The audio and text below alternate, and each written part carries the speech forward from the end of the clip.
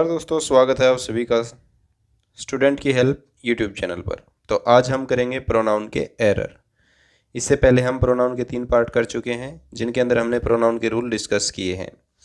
तो आज इसके अंदर हम प्रोनाउन के अंदर जो एरर डिटेक्शन है वो हम करेंगे। Correct the following sentences. Number 1 के ऊपर हमने लिया है पहला sentence, each of the students should do their best. Each के बाद ऑफ दी लगने के बाद जो नाउन आता है वो प्लूरल आता है, तो यहाँ पर सही दिया गया है ईच ऑफ द स्टूडेंट्स, इतना सही है। Should do their best.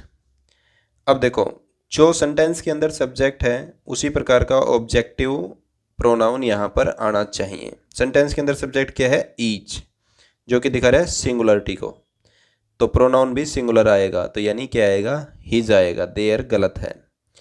Each of the students should do his best. Her क्यों नहीं आएगा? क्योंकि जब जेंडर का कन्फर्म नहीं हो तो मस्कुलाइन जेंडर का ही हम प्रयोग करते हैं। नेक्स्ट है my father that is a commuter covers a long distance to attend his office. अब यहाँ पर जो माई फादर है, जो सब्जेक्ट है सेंटेंस का, उसको जो बाकी सेंटेंस है उससे किससे जोड़ा गया है? दैट से जोड़ा गया है। लेकिन मैंने आपको बताया था दैट का प्रयोग पर्सन और थिंग्स दोनों में हो सकता है, लेकिन अगर पर्सन की बात की जाए तो हूँ का प्रयोग करेंगे। ठीक है, हूँ से जोड़ेंगे, हूँ या होम से। तो यहाँ पर रहेगा my father who is a commuter covers a long distance to attend his office. Next है my wife cooks herself but only on a holiday. Reflexive pronoun की यहाँ पर बात की गई है हर सेल्फ। माई वाइफ के लिए हर सेल्फ यूज़ किया गया है, सही है।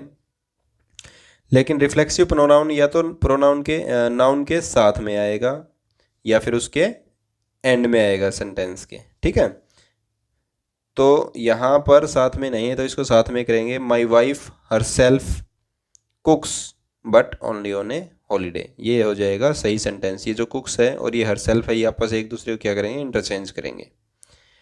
नंबर 4 है who do you think will Aishwarya Rai marry. अब यहाँ पर जो प्रोनाउन है वो ये हु है। हु को देखना है हु रहेगा या हुम आएगा। उसके लिए क्या करेंगे हम? ही या हिम। यहाँ पर जो लेडीज है ऐश्वर्या राय, तो उसके लिए सी या हर रख के देखेंगे। अगर सी फिट होता है तो हु का प्रयोग करेंगे और हर फिट होता है तो हुम का प्रयोग करेंगे। अब यहाँ से देखेंगे will Aishwarya Rai marry her या she. Will Aishwarya Rai marry her या सी, तो यहाँ पर आएगा हर, क्योंकि मैरी के बाद जो भी आएगा वो किस में आएगा? ऑब्जेक्टिव केस में आएगा। Will Aishwarya Rai marry her, तो हर के लिए ऑब्जेक्टिव केस यानी whom. Whom do you think Aishwarya Rai, whom do you think will Aishwarya Rai marry. इस प्रकार से हम हूँ को सही करके होम लगाएंगे।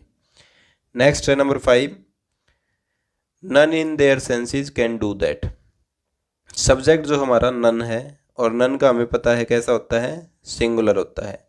अगर सब्जेक्ट सिंगुलर है तो उसका जो नाउन सिंगुलर है तो उसका प्रोनाउन भी क्या आएगा? सिंगुलर आएगा, यानी देयर नहीं आएगा। None in his senses. Her क्यों नहीं करेंगे? क्योंकि हर फेमिनाइन है, और अगर जेंडर का पता नहीं हो तो हिज का ही प्रयोग करेंगे। पीछे भी बताया था none in his senses can do that. Next है number 6, one always tries to hide his own faults. आदमी क्या करता है? अपने फॉल्ट छिपाने की कोशिश करता है, सब के बारे में कही जाए तो। अब रूल क्या है? अगर वन का यूज किया गया है तो उसके बाद जो प्रोनाउन आएगा वो भी वन ही आएगा, हिज नहीं आएगा। One always tries to hide one's, one के बाद क्या आएगा? One's. Own faults. One always tries to hide one's own fault, ये रहेगा इसका करेक्शन। नंबर 7 है all the member of the staff seem to fight which each other. ठीक है, पहली बात, ऑल के साथ कैसा आएगा? प्लूरल आएगा, क्योंकि ऑल एक से ज़्यादा है। All the members of the staff seem. अब जो वर्ब है वो सीम है, वो कैसी है? प्लूरल। ठीक है, प्लूरल वर्ब है तो प्लूरल ही सब्जेक्ट होना चाहिए। सब्जेक्ट तो प्लूरल है, ये ठीक है। इसके बाद to fight with each other, मैंने आपको बताया था जिस भी सेंटेंस में ईच अदर या वन अनदर आ जाए वहाँ पर आपको एकदम से सोचना है, हो सकता है इसके अंदर वन अनदर और ईच अदर का एरर दिया हो। क्या ट्रिक थी, वन जहाँ पे आ गया इसका मतलब प्लूरल की बात करे, यानी दो से ज़्यादा की बात करे, और ईच अदर में दो की बात करेगा। अब देखो मेंबर, ऑल मेंबर की बात कर रहा है, इसका मतलब कितने हैं, दो से ज़्यादा हैं, दो से ज़्यादा हैं, तो ईच अदर की बजाय क्या आएगा, वन अनदर आएगा। तो सही सेंटेंस क्या होगा, all the members of the staff seem to fight with one another. Number 8 है the girl is charming whom my son married, जो गर्ल है वो चार्मिंग है जिससे मेरे बेटे की शादी हुई है। तो हमारा जो नाउन है द गर्ल, उसके बारे में जो बताया गया है, सेंटेंस को जोड़ने वाला है, वो उसके साथ आएगा, और जो वर्ब आएगी वो लास्ट में आएगी। आपने ध्यान में रखना है the girl whom my son married, क्योंकि गर्ल के बारे में बताया जा रहा है ना। अब देखो जैसे मैं सेंटेंस को ऐसे करता हूँ, द गर्ल इज चार्मिंग, अब ये हो गया हमारा पूरा का पूरा noun, whom my son married. लेकिन ये तो पूरा नाउन नहीं है ना, इसमें इज भी है, चार्मिंग भी है, वर्ब भी इंक्लूडेड है। तो क्या ये पूरा का पूरा सेंटेंस इस पूरे के बारे में बता रहा है, नहीं, सिर्फ गर्ल के बारे में बता रहा है। तो गर्ल के साथ लेके आओ ना इसको, the girl whom my son married, लड़की जिससे मेरे बेटे ने शादी की है, इज चार्मिंग, ऐसे आएगा। ठीक है, the girl whom my son married is charming. Who या होम का आप चेक कर सकते हो। माई सन मैरिड सी या हर, बताओ, माई सन मैरिड हर, तो हर के लिए क्या आएगा, होम आएगा, सी के लिए हूँ और हर के लिए होम। ठीक है, सब्जेक्टिव केस तो सब्जेक्टिव केस ले लेंगे हूँ, ऑब्जेक्टिव केस तो ऑब्जेक्टिव केस होम ले लेंगे इसका। नेक्स्ट है my father was a great scholar whose portrait is hanging on the wall. ठीक है, अब देखो ये जो हुज है पोजेसिव प्रोनाउन यहाँ पर यूज किया गया है, ये किसके लिए किया गया है, माई फादर के लिए किया गया है ना। तो माई फादर के साथ ही तो आना चाहिए इसको, ये पूरे सेंटेंस के लिए थोड़ी किया गया है। तो इसका मतलब ये जो दिया गया है ये यहाँ पर गलत है। My father whose portrait is hanging on the wall, उसके बाद वब आएगी वाज ए ग्रेट स्कॉलर, यानी ये जो वाज ए ग्रेट स्कॉलर था ये कहाँ पे चला जाएगा, इस सेंटेंस के लास्ट में। यही एरर है, my father whose portrait is hanging on the wall was a great scholar. Next है number 10, the new lecturer is a lady whom we are sure will be able to control the class. ठीक है, अब lady के साथ whom use किया गया, बिल्कुल सही है। हूँ या whom में से देख लेते हैं, whom we are sure she will be able to control the class या her will be able to control the class, बताओ।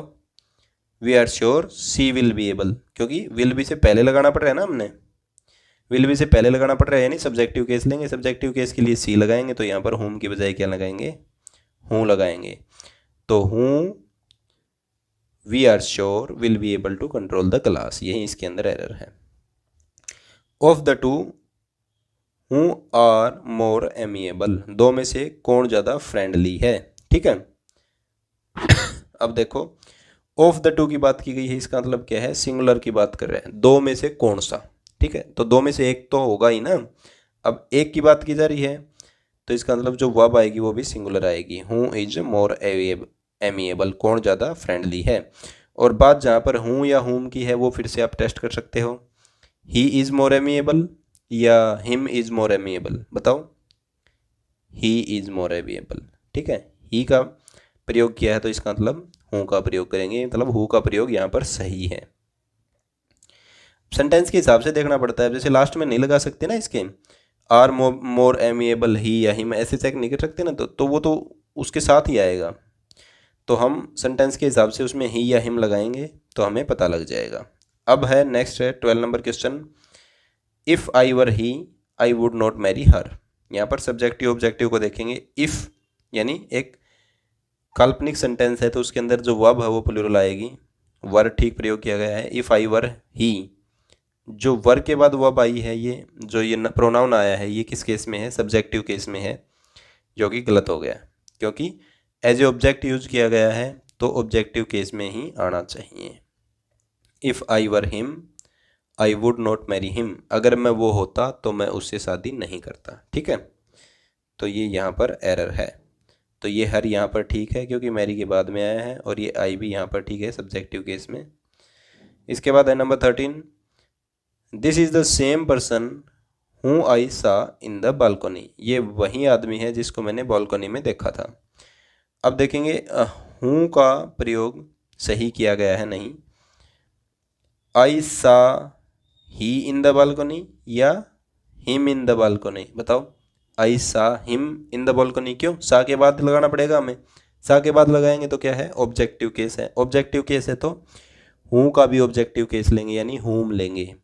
This is the same person whom I सा इन द बालकनी रह जाएगा। ठीक है, ट्रिक जब पता होगी कि कैसे उसको सही करना है तो आप उसमें एरर को देखते ही पहचान लोगे। The mall treatment meted out to me was such which no one would tolerate। मेरे साथ जो दुर्व्यवहार किया गया था वो ऐसा था कि अगर किसी और के साथ हुआ होता तो वो टॉलरेट यानी सहन नहीं करता। The mall treatment meted out to me, ठीक है, ऑब्जेक्टिव केस है, ठीक है। was such which देखो यहाँ पर जो सच और विच है वो एक साथ आए हैं। सच के साथ कभी विच नहीं आता क्योंकि दोनों कंजक्शन का काम कर रहे हैं ना। सच के बाद क्या आता है?